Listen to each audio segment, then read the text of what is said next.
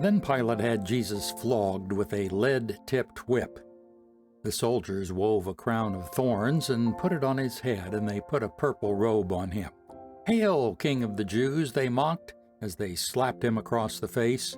Pilate went outside again and said to the people, "I'm going to bring him out to you now, but understand clearly that I find him not guilty." Then Jesus came out wearing the crown of thorns and the purple robe. And Pilate said, "Look, here is the man."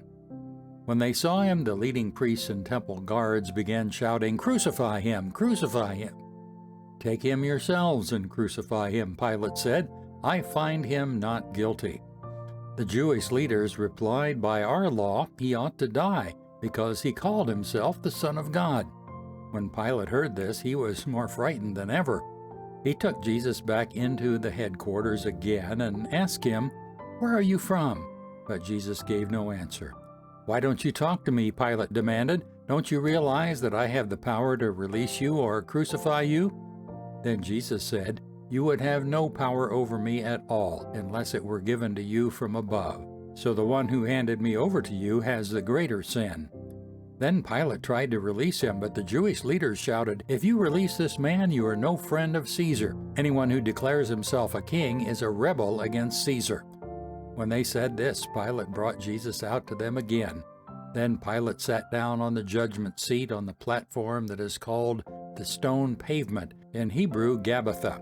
It was now about noon on the day of preparation for the Passover, and Pilate said to the people, "Look, here is your king." "Away with him," they yelled. "Away with him, crucify him." "What? Crucify your king?" Pilate asked. "We have no king but Caesar," the leading priests shouted back. Then Pilate turned Jesus over to them to be crucified. So they took Jesus away. Carrying the cross by himself, he went to the place called Place of the Skull, in Hebrew Golgotha. There they nailed him to the cross. 2 others were crucified with him, one on either side, with Jesus between them. And Pilate posted a sign on the cross that read, "Jesus of Nazareth, the King of the Jews." The place where Jesus was crucified was near the city, and the sign was written in Hebrew, Latin, and Greek, so that many people could read it.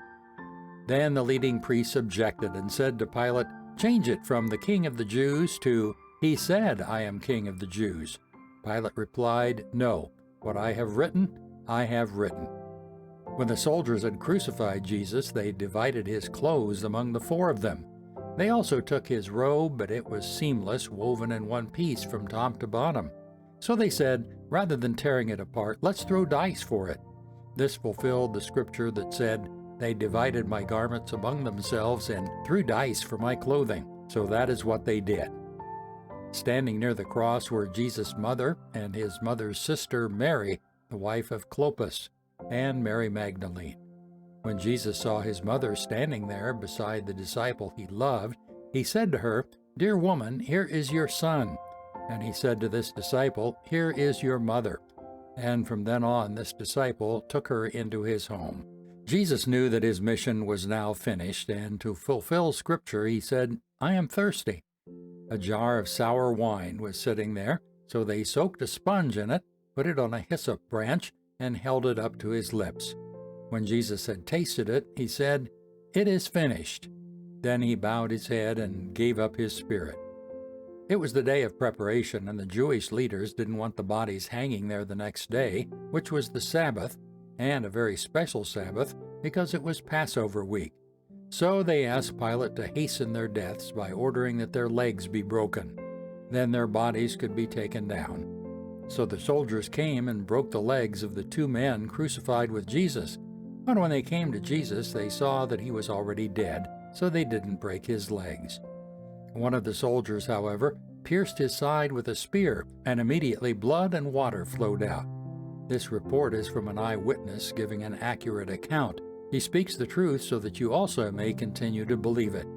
These things happen in fulfillment of the Scriptures that say, "Not one of his bones will be broken," and "They will look on the one they pierced." Afterward, Joseph of Arimathea, who had been a secret disciple of Jesus because he feared the Jewish leaders, asked Pilate for permission to take down Jesus' body. When Pilate gave permission, Joseph came and took the body away. With him came Nicodemus, the man who had come to Jesus at night. He brought about 75 pounds of perfumed ointment made from myrrh and aloes. Following the Jewish burial custom, they wrapped Jesus' body with the spices in long sheets of linen cloth. The place of the crucifixion was near a garden where there was a new tomb never used before. And so, because it was the day of preparation for the Passover, and since the tomb was close at hand, they laid Jesus there.